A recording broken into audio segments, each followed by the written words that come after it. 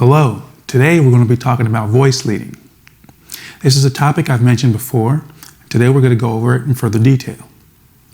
So voice leading is the act of taking the last note of the chord that you're playing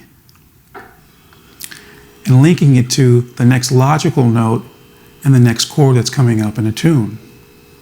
So today we're going to work on a voice leading method for a 2-5-1 in C major. So a 2-5-1 in C major is as follows. The first chord, the 2 chord, is a D minor. The 5 is a G7. And the 1 is a C major 7.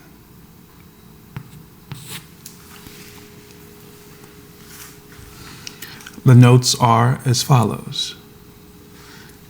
D for D minor 7. The 1 is D.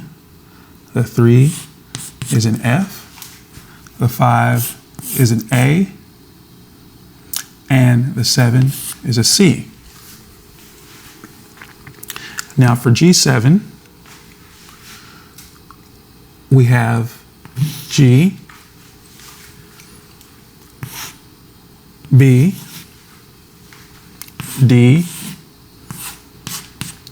F. As you can already start to see, we have some common notes between these 2 chords, the F and the D. Now let's go on to the 1. We have a C, an E, a G, and a B. So those are all the notes that we're going to deal with.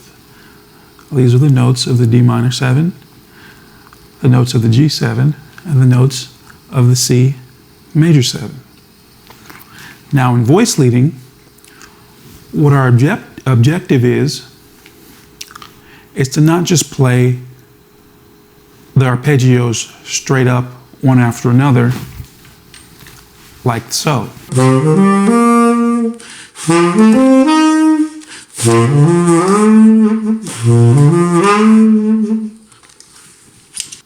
In voice leading, rather, what we're going to do is take the last note of the arpeggio we're playing and try to correlate it to the next logical note of the next chord. So, if we're starting on a D minor 7, and we play this chord, say we play this whole arpeggio up from the D to the F to the A, going up to the C. Now we want to say, okay, what's our next logical note from C? We want to try to figure out the closest note possible. So the closest note possible would be a B, because a C to a G, that would be too far away, right? That would be a 5, then it would be an interval of a 5th. The D could work. The D would just be 1 step away. But if we're wanting to go, in this case, we're wanting to go down instead of upward. If we wanted to go upward, we could go to the D. But in this case, we want to go downward. So we're going to go to the B.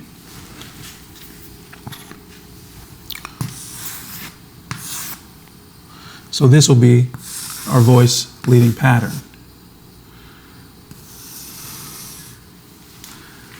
Now from there, depending on what our last note of this arpeggio is going to be, will dictate what we're going to play on the 1 chord. So,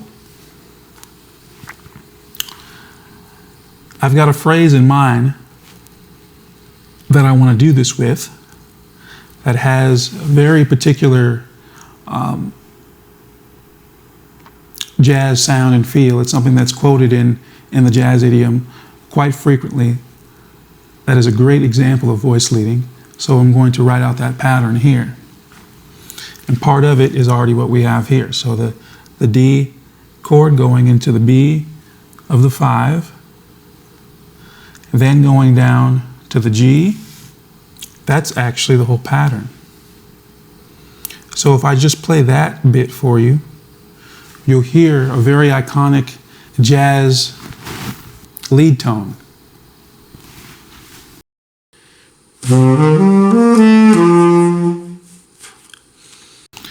It's this part in particular. So the C going into the B to the G.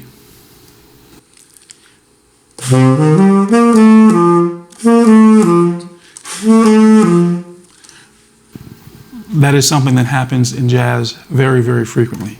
That's kind of a staple in a voice leading movement. And this is where that comes from. The idea is to go up the arpeggio of the first chord, and then in this case you're taking the 7, playing into the 3, is how you could articulate that in terms of intervals. So you're playing off the 7 of the first chord, going into the 3rd of the last chord. Now what we're going to do in the end is pick our next closest interval to play into this C. Now we could use the G, or we could play down from the G to the F and D, and then get to C that way. So let's just do this for simplicity's sake. We're going to take this G, go down to F, then D, and then down to this C here. All right?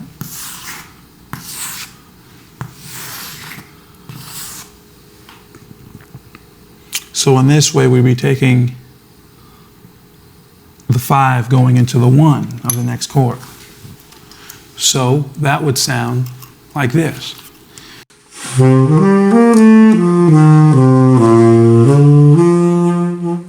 And at the end, I just played up the C major arpeggio there. Now, we could put the emphasis somewhere else, since typically in jazz, we're wanting to play off the 3s and 7s. So we could reverse that and do a 3 and do a 7, let's say a 7 to 3 movement as well, just like we did up here. So we could take this pattern that we had, now go down to the B, G, D, and then F, which is a 7, and then take it to the E, which is the 3rd of the next chord. So there we have some symmetry. So the idea in this voice leading pattern is to play up the first arpeggio of the 2 chord, end it on the 7, take that 7, go into the 3 of the next chord, and that chord on the 7, and go into the 3 of the next chord. And that would sound like this.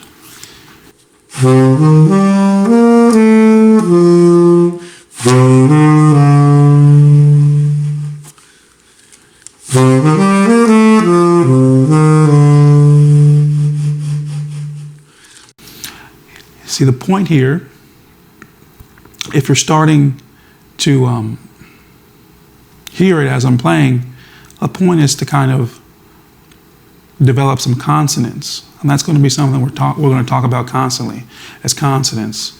What I mean consonants, I mean by cohesion, kind of a connected way of playing.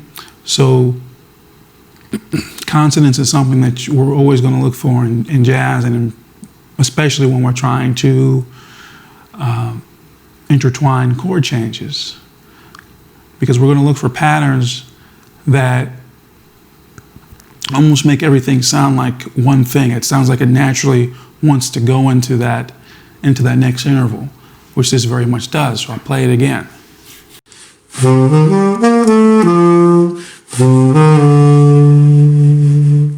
Now I could put an ending on there and keep playing.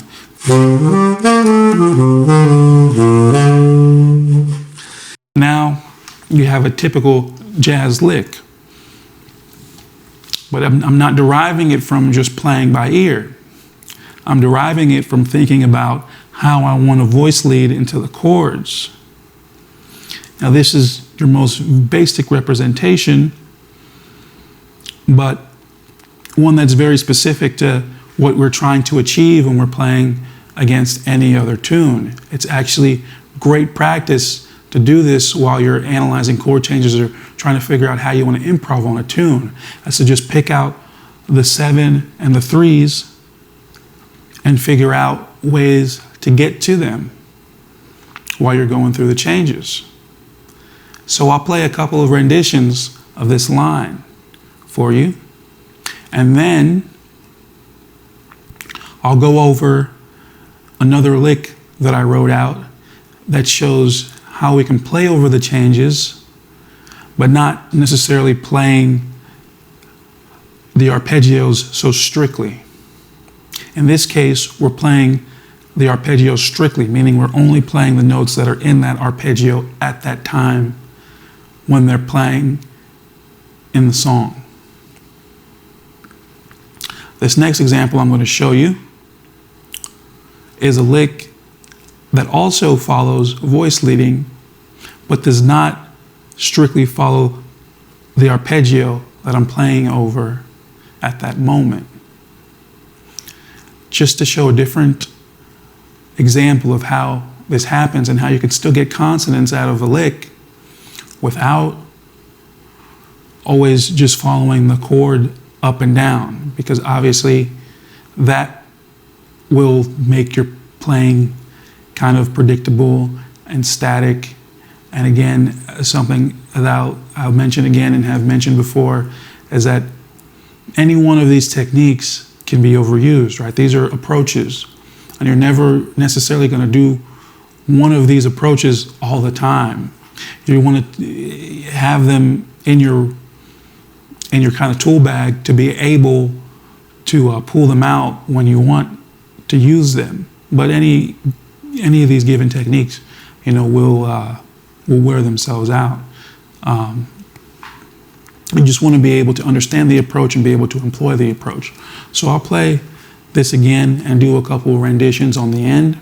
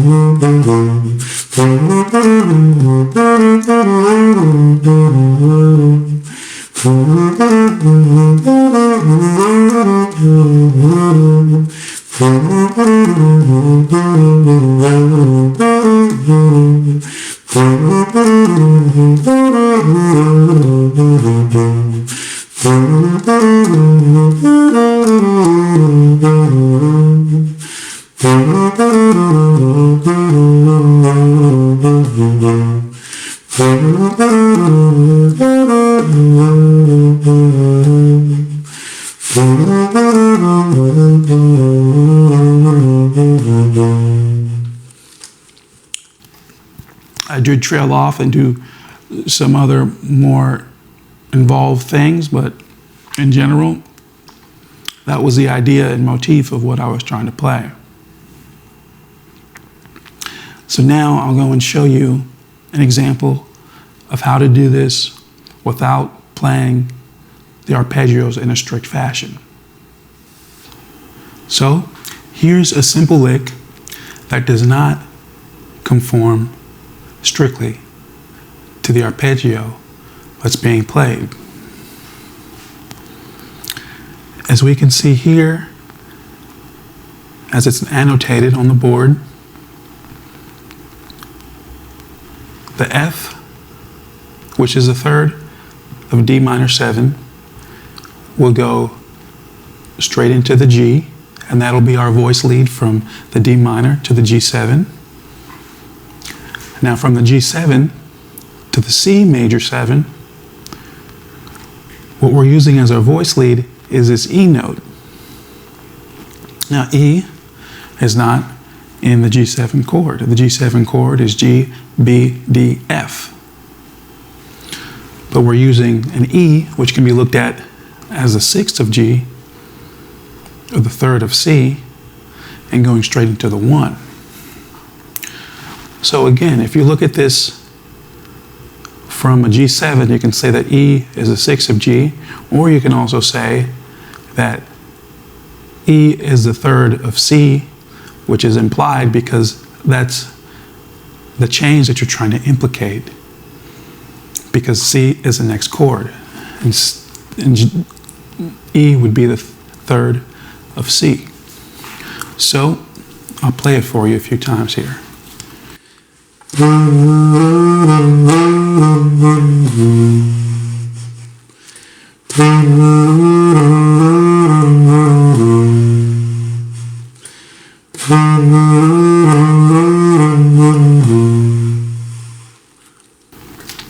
Just to keep in mind here, this is a trill, so this happens really fast, this F to E here, and then you have your voice lead from this F to G.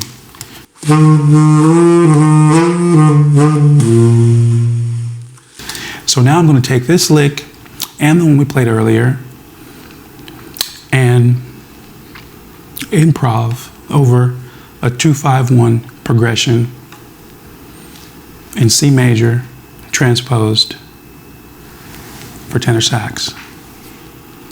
So you can get an idea of how these licks sound over some music and how you can manipulate them. Thanks for watching.